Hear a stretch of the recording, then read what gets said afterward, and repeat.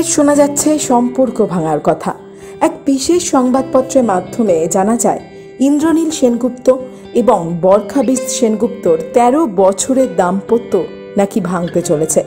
তারা নাকি আলাদাও থাকতে শুরু করেছেন ইতিমধ্যেই, যদিও ইন্দ্রনীল এবং বরখা দুজনেই এই বিষয় অস্বীকার করেছেন। তবে সবচেয়ে বড় ব্যাপার, এই সংবাদপত্রে বলা হয়েছে একটি বিশেষ শুটিংয়ে নাকি আলাপ হয় ঈশা সাহা এবং ইন্দ্রনীলের।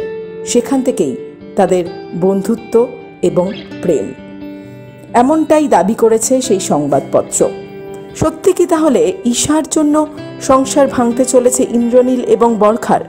কি বলছেন ঈশা এই বিষয়ে, শুনে নিন তার মুখ থেকেই। কিছু করার নেই।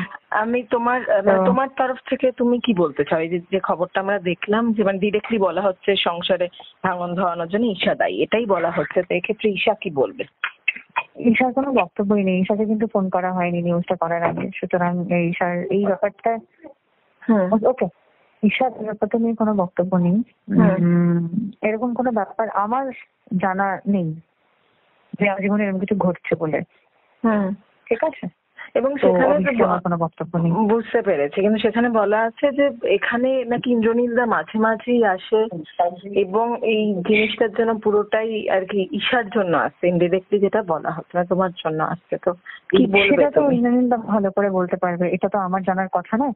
ইন্দ্রনীলদা তো, আমি যতদূর জানি, বহু বছর এখানে কাজ করছেন এবং লাস্ট আমি কাজ করেছি ওনার সঙ্গে একটা সিনেমায়। তারপর থেকে ওনার সাথে আমার কথা হয়নি, তো আমি বলতে পারবো না উনি আসেন না। সেটা আমার মনে হয় যারা লিখেছে তারা ভালো জানবে। তুমি খবরটা দেখার পর তোমার রিঅ্যাকশনটা কি ছিল? মানে আনএক্সপেক্টেড, আমি বুঝতে পারিনি। আমি ঘুম থেকে ওঠার পর অন্য লোকের ফোনে আমি ঘুম থেকে উঠেছি এবং যখন আমি জানতে পেরেছি আর কি, আমিও তোমার মতন এরকম আমায় জিজ্ঞেস করছো যে এটা কি করে হলো, এটা বলছে, আমিও এক্স্যাক্টলি এটাই ভেবেছি, এটা কি করে হলো, মানে আমাকে তো জানানো হয়নি একবার এরকম কিছু হচ্ছে বা এরকম কিছু। আচ্ছা, আমার ধারণার বাইরে ছিল, আমি বলতে পারবো না। টলিউড ফোকাস কলকাতা চ্যানেলটি আপনাদের ভালো লাগলে লাইক করুন, সাবস্ক্রাইব করুন এবং আপনাদের প্রিয় ভিডিওটি অবশ্যই শেয়ার করুন। Tollywood focus Kolkata.